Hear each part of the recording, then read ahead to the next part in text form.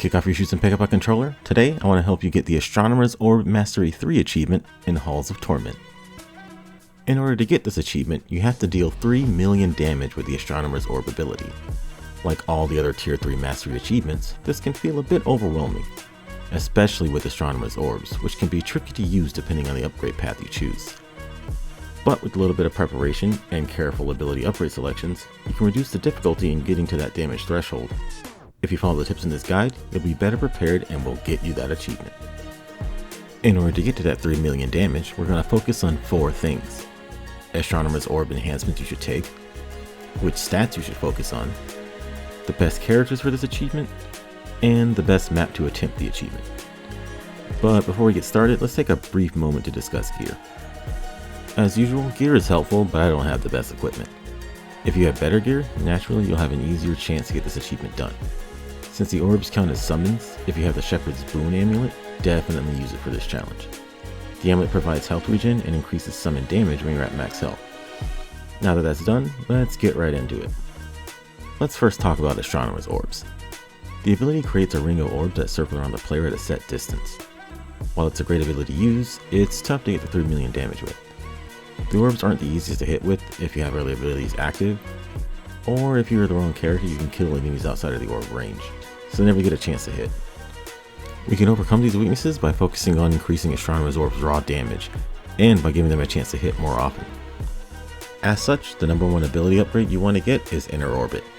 Inner Orbit summons a second lane of Astronomer's Orbs, practically doubling the amount of damage you do. This ability helps tremendously when going for both this achievement and the Specialist achievement.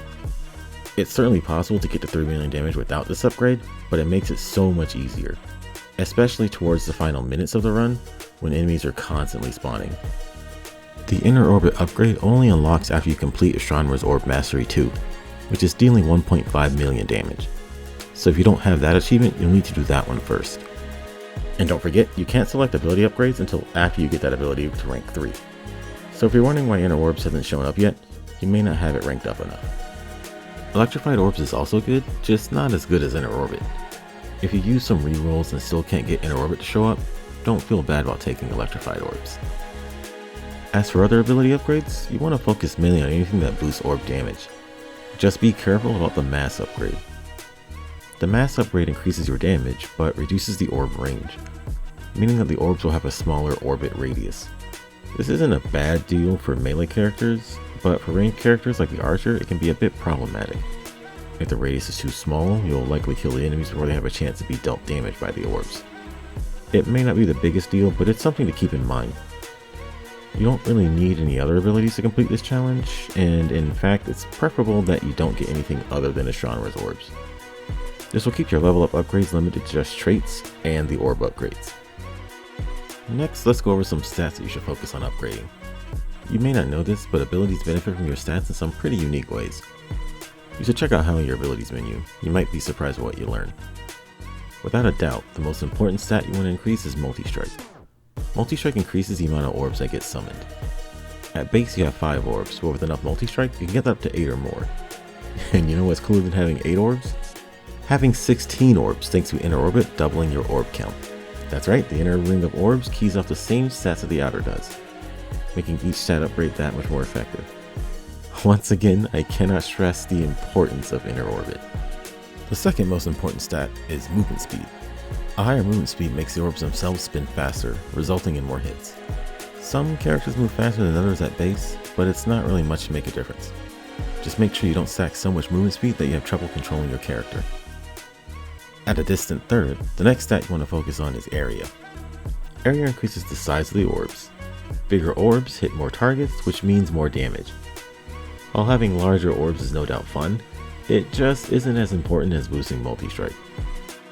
Another stat to keep an eye on is range. Range will alter the radius of the orbit, making it either closer or further from your character. For this achievement, you want to keep the range at a certain distance depending on your character. If you're melee, it doesn't really matter too much. You can get away with having a tighter orb radius and not struggle too much with completing this achievement. If you're range, however, you don't want the radius too small.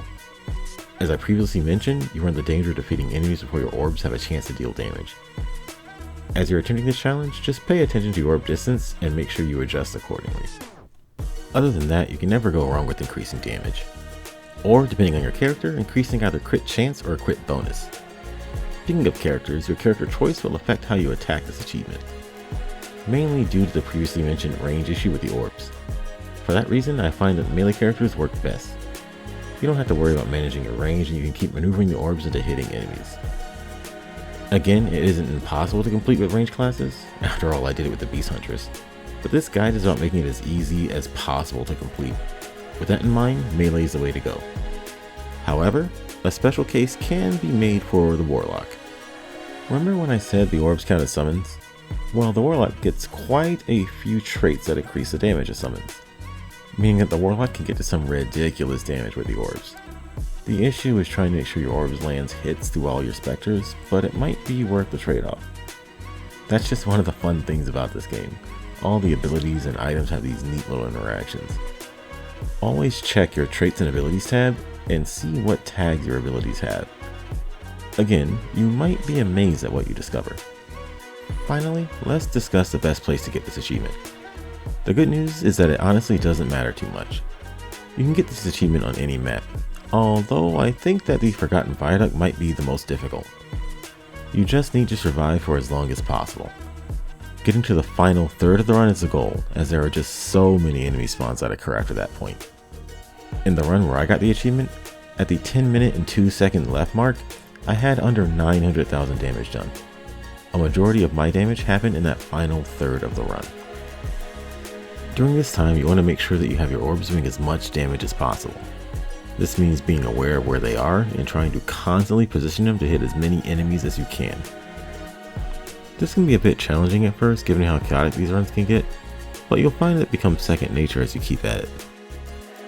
One final thing I want to say is that I mentioned before you should only take the Astronomer's orb ability if you're attempting this.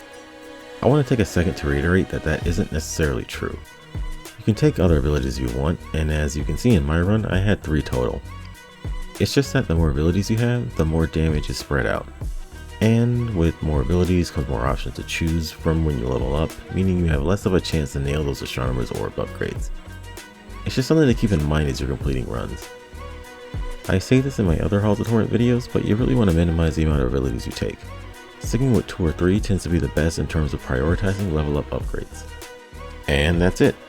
Hopefully with these tips you'll be able to get that 3 million damage and claim the Astronomer's Orb Mastery 3 achievement. If you found this video helpful, please like and subscribe to the channel. Are there any other achievement guides you'd like to see? Any other game recommendations you have that are like Halls of Torment? Shoot me a message in the comments below.